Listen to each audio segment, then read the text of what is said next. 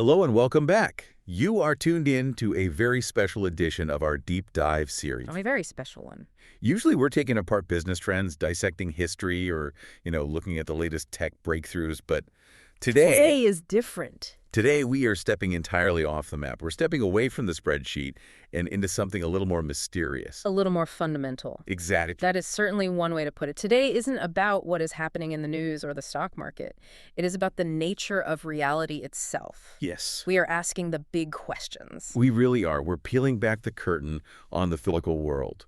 And to do that, we're diving into a specific, fascinating archival record. We are analyzing the Seth material.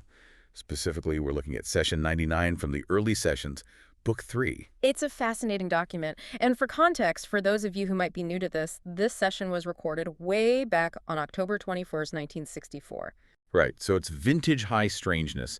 And before we get carried away with the implications, and believe me, we will because things get weird in the best possible way, we have to set the ground rules. The fine print. The fine print. This deep dive is distributed free of charge on all major platforms for educational purposes. We're here to explore, to learn, and to maybe have our minds blown just a little bit. And it is worth noting right off the bat the unique nature of this source material. I mean, we aren't looking at a textbook written by a professor or a peer-reviewed paper. Not at all. We are analyzing a transcript of a session involving Jane Roberts, a writer who would enter a trance state to speak for an energy personality essence named Seth. And her husband, Rob, would sit there and furiously transcribe everything in shorthand. He had to be quick. Which brings a really unique flavor to the text. Whether you're a diehard believer in channeling or a total skeptic, the intellectual content here is just staggering. It's so consistent. It's consistent, it's complex, and it's provocative. But what I love about session 99, the one we're covering today, is the vibe. It is this incredible mix of chilling, deep metaphysical insights about death and atoms. Right. Sandwiched right next to humorous domestic squabbles. It's very grounded, isn't it? You have a disembodied entity explaining the secrets of the universe, how matter forms, the nature of time, and in the next breath, giving advice on where to move the bed. And how to fix a sore wrist. It's the cosmic odd couple dynamic. It makes it so approachable. It really does. But okay, let's start with the hook. The thing that really stopped me in my tracks when I was reading through this, it's a paradox that I think we've all wondered about late at night, but Seth frames it in a way that is, well, it's unsettling. You are talking about the paradox of aging. Yes. So, you, listening right now, think about this for a second. Science tells us, and Seth confirms this right at the start of the session, that our bodies are not static statues. No, not at all. We aren't like a marble bust that just sits there getting weathered. We're more like rivers. The atoms and molecules that make up you right now are constantly being replaced. Every second. You are getting brand new biological building blocks every single second. Technically, from a purely material standpoint, you are not the same person you were a moment ago. The stuff, the carbon, the calcium, the water, it is all new. It's a constant turnover. Right. So here is the mystery. If I am made of brand new, fresh out of the box atoms every day, why do I get wrinkles? It's the ultimate question, isn't it? If the building blocks are fresh, why does the building look old? Exactly. Why does the body sag? Why does it break down? If the bricks are new, why does the house look like it's falling apart? It doesn't make sense logically. It completely contradicts the logic of physical matter. If the materials are fresh, the form should remain perfect. Seth tackles this head-on in session 99. He basically says, look, matter isn't the problem. The atoms aren't tired. No, they're not old atoms. There's no such thing as an old atom. So if the matter isn't the problem, what is? The focus is the problem. Okay, hold on. We need to unpack that. Yeah. Because that sounds like the central thesis of this whole deep dive. It is. The idea that matter is just the end result of something else. Precisely. We're going to explore this concept that reality is actually a trance. We're going to look at why we age, but we're also going to look at some wild stories from this session. Oh, the stories are great. Including a dream about a cruise ship that turned into a phantom pregnancy, which is hilarious, by the way. Yeah, the vessel Yeah. story. I cannot wait to get to that. It is pure, subconscious, petty drama. It proves that even our deep psyche has a sense of humor. It really does. And we'll also touch on some everyday magic, manifesting Venetian blinds out of thin air. And predicting leaky washing machines. Yeah. It sounds like fiction, but it's all in the documentation. So our mission today, we're going to explore the great illusion of matter, figure out why we age, understand this hypnotic trance of life, and find out why you should probably move your bed if a ghost tells you to. Sound advice. Always listen to the furniture tips from the other side. Let's jump into section 1. The great illusion of matter, or as I like to call it, the why of aging. Let's do it. So Seth starts off by discussing the physical body, and he lays out this idea of atomic turnover. I want to read the source text here because the phrasing is really important to grasp the mechanics of what he's saying. Go for it. He says, "Since you know now that all physical matter is constantly coming into formation, there is no reason why physical forms should deteriorate as far as the atoms and molecules that compose them are concerned." That is the core conflict. Seth is pointing out that the physical world is appearing and disappearing so fast that we perceive it as solid. It's not static. It's not static, it's pulsating. It's like a movie projector, right? That's the analogy that came to mind for me. Exactly. Think about a film strip. You have individual frames. Each frame is a still image. It's frozen. Right. But when you run them through the projector at speed, it looks like continuous motion. Seth is saying our atoms are like those frames. They flash into existence and flash out. And because they flash so fast, the table I'm touching feels solid. My hand feels solid. But really, it's just a rapid-fire pulsation of energy. Correct. And if you accept that the physical stuff is constantly being refreshed, constantly being reprojected, then the disintegration of the body, or aging, becomes a massive puzzle. It's a huge hole in the logic. As Seth asks in the session, wherein does the cause originate? If the cause isn't in the matter because the matter is new, it has to be somewhere else. This is where it gets really interesting. Because usually we blame biology. We say, oh, my telomeres are shortening, or my cells are copying themselves incorrectly. We look for the mechanical failure. Yeah, but Seth goes a level deeper. He says the biology follows the instructions. He does. He introduces the concept of psychic energy focus. He suggests that the body is held together not by glue or bone or skin, but by an act of will. An act of will. A subconscious construction. So I am willing my body into existence right now. In a sense, yes. Your subconscious is the projector. It is taking this raw energy and projecting the image of you onto the screen of the physical world. And it has to maintain that image constantly. Constantly. It's a continuous act of creation. That sounds exhausting. I mean, I get tired just making dinner. Imagine having to knit your own liver together every microsecond. It is exhausting. That's actually a key point. Seth calls it a sleight of hand trick. He says existence is a trick played by the whole self upon a part of itself. A trick we play on ourselves. Yes. You have to fool yourself into thinking this is all solid just to function here. If you realize you were doing it, you might stop and then, poof, no more body. I love that analogy. It's like we are all magicians who have forgotten we are doing a magic trick. Yes. We're so committed to the bit that we think the rabbit actually lives in the hat. We forgot we put it there. That is a perfect transition to section 2, actually, because Seth uses a very specific metaphor to explain this commitment. The actor in the play. The actor in the play. Yes. Let's talk about the trance. This was probably the most mind-bending part of the session for me, because we usually think of a trance as something you do on purpose, like meditation or hypnosis. Right. But Seth says our normal waking life is the trance. It frames life as a hypnotic state. Seth says, quote, existence within the physical universe involves the most intense, self-hypnotic trance, while other realities are of necessity closed out. Intense self-hypnotic trance. That is a heavy phrase. It implies we aren't seeing things clearly. It does. Think about a method actor, like the best method actor in the world.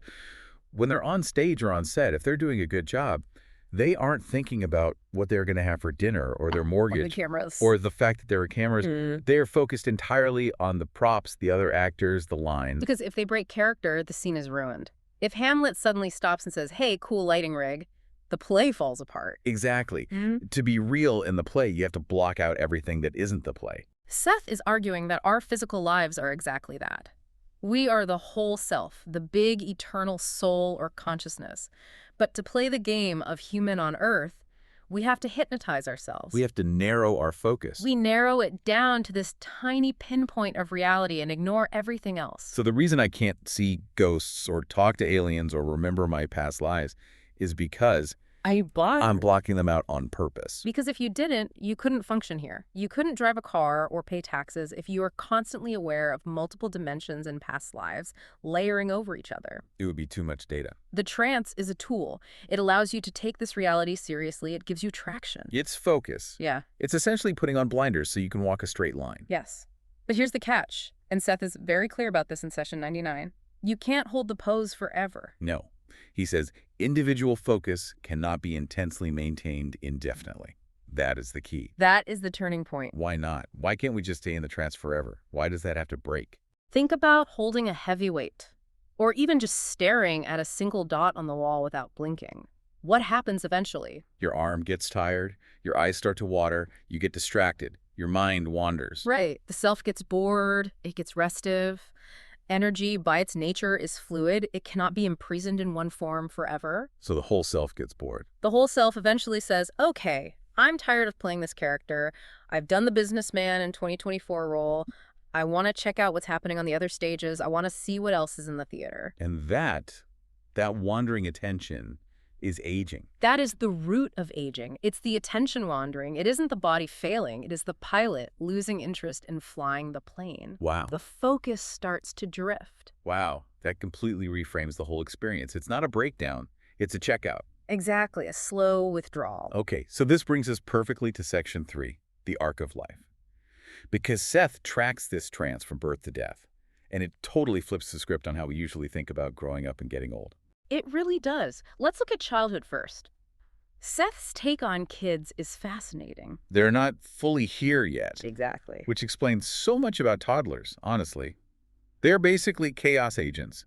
They have one foot in Narnia and one foot in the living room. It does. Seth says the child is free of the environmental necessities. A part of their psyche is uninvolved. They are straddling two worlds. They haven't bought in yet. They haven't bought into the physical limitations yet. He mentions that children yearn for past realities. That sounds almost nostalgic, like they miss where they came from. Yes.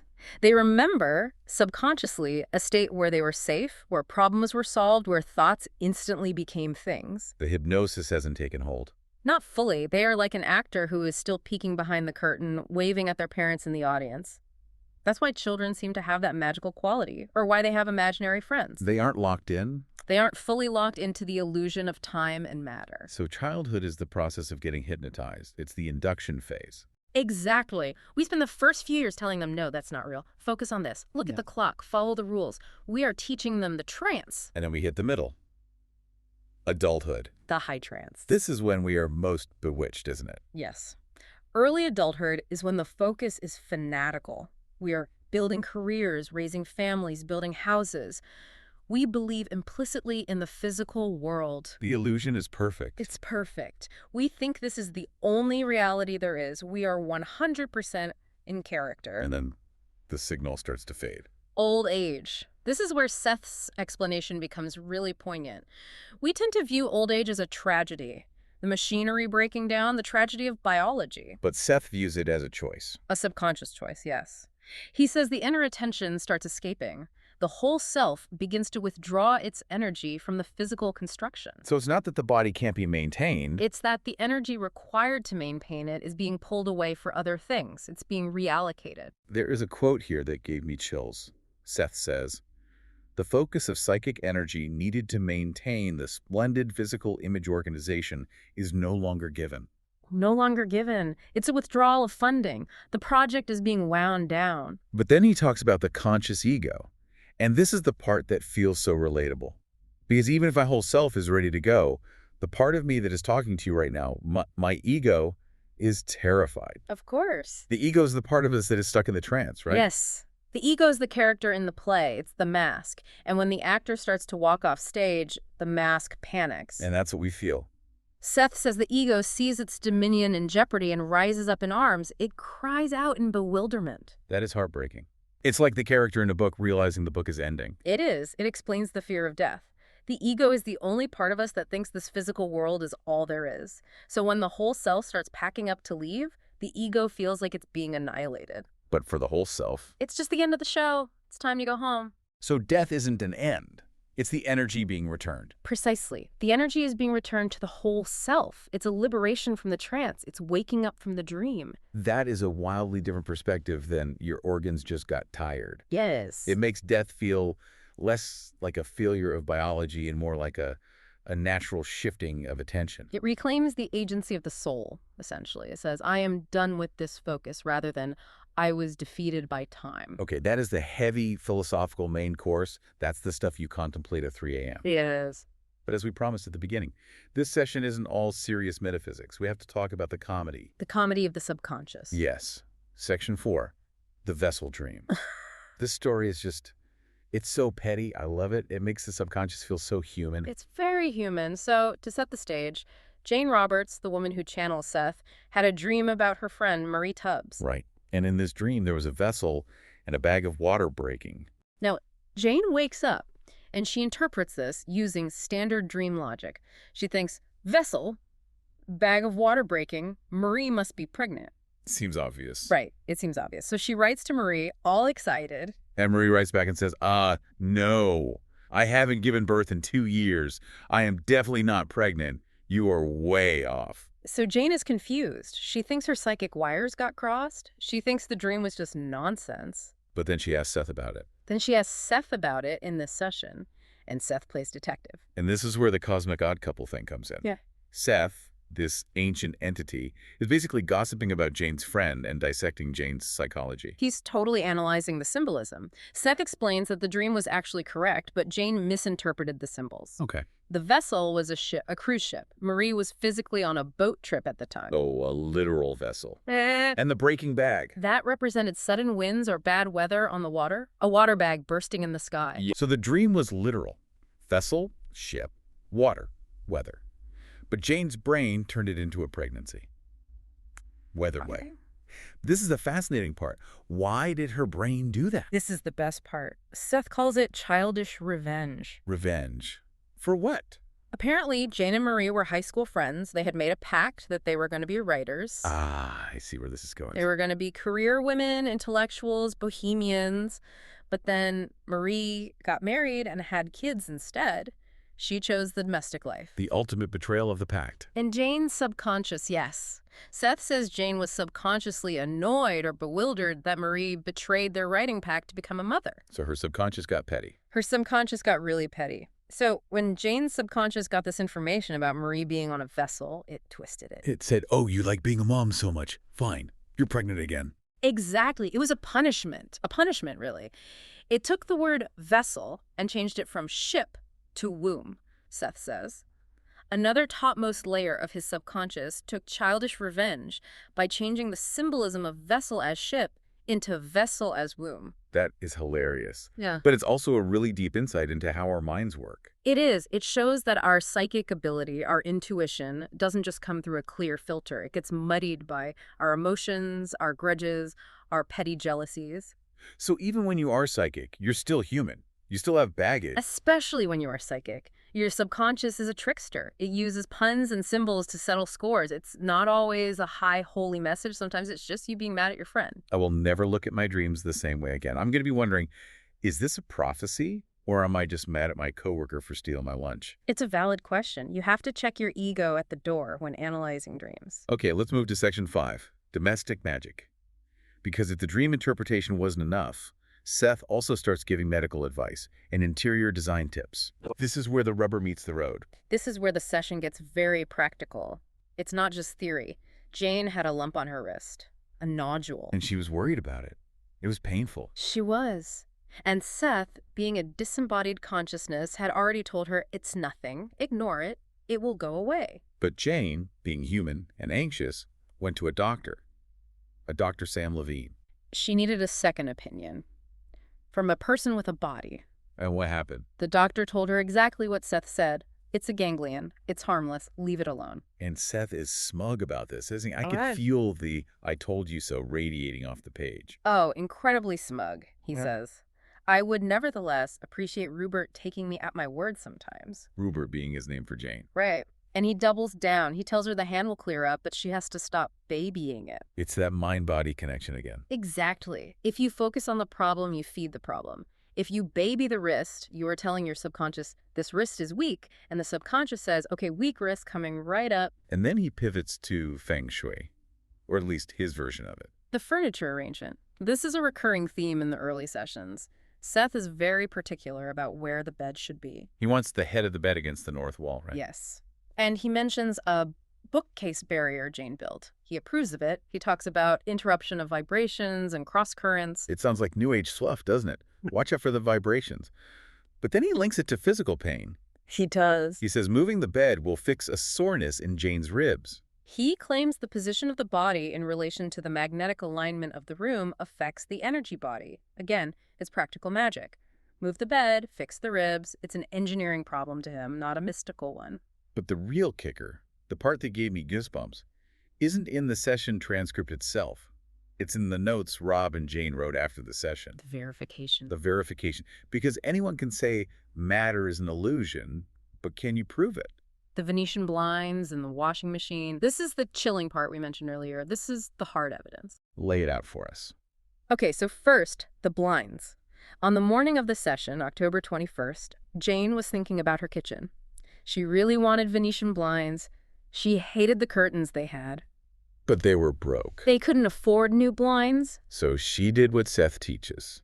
She visualized them vividly. She focused. She used that projector we talked about. She saw the blinds in the kitchen. And then? Later that same day, she goes down to the cellar of their apartment building to do laundry. And what does she find? Tell me. 3 Venetian blinds, perfect condition, sitting there. No way. They weren't there the day before. The landlord saw her looking at them and said, oh, someone must have thrown them out. You can have them if you want. That is immediate manifestation. She visualized it in the morning, and the universe, or the neighbor, provided it by the afternoon. It validates the focus creates reality theme perfectly. It's a small thing, but it's impossible to ignore. But the second incident is even weirder. The leak. So Jane had a dream about a washing machine leaking. Rod wrote it down in his notes. He didn't think much of it. Just a mundane anxiety dream. And then? The night after the session, the pipe on the washing machine in the cellar ruptured. The same cellar where she found the blinds. The same cellar. It flooded with a foot of water. It happened exactly as she dreamed it, just 24 hours later. That is specific. That's not a coincidence. It validates the precognition aspect. Time isn't linear for the subconscious. Jane saw the leak before it happened physically. Her whole self saw the timeline where the pipe burst and sent a memo to the ego via a dream. So we have Seth explaining that matter is an illusion created by focus. Then we have Jane using focus to manifest blinds. And then we have Jane's mind jumping ahead in time to see a leak. It all ties together. It really does. The theory and the practice are right there in the same document. It's not just philosophy, it's a user manual for reality.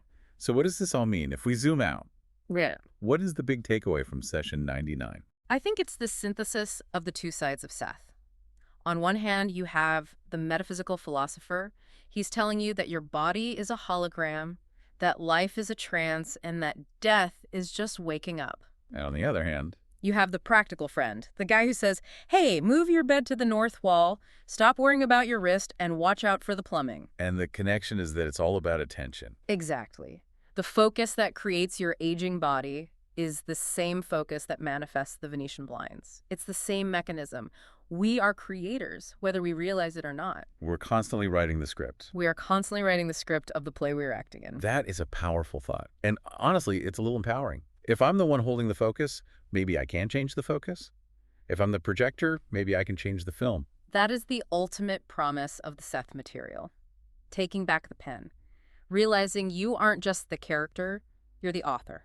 Well, I don't know about you, but I'm definitely going to look at my furniture arrangement differently tonight. And maybe try to visualize a winning lottery ticket while I'm at it. It couldn't hurt. Just make sure you don't subconsciously resent anyone who already won the lottery, or you might manifest a ticket for the wrong date. Good point. Yeah. Before we sign off, I have to do the mandatory call to action. Because as deep as we went today, we barely scratched the surface of what is in this book. Not even. This was just one session. Absolutely. This is just one session out of hundreds. It is a massive body of work. If this sparked your curiosity, and I hope it did, you really need to go to the source. Don't just take our word for it. We encourage you to study the Seth material books yourself. You can find them at the New Awareness Network website and bookstore. That is sethcenter.com/early sessions. Go check it out. Support the publishers who keep this archive alive. It is worth your time to go down that rabbit hole. And if I could leave you with one final thought. Please. We talked about the trance today. The idea that your physical identity is just a role you are playing, like an actor. Right, the method actor. So the question is, if your physical body is just a focus of attention, what happens if you learn to change the script? Or, better yet, what happens when you realize you're the one holding the pen? That is something to chew on. I am going to go check my plumbing and maybe move my bed. Thanks for listening. We will catch you on the next Deep Dive.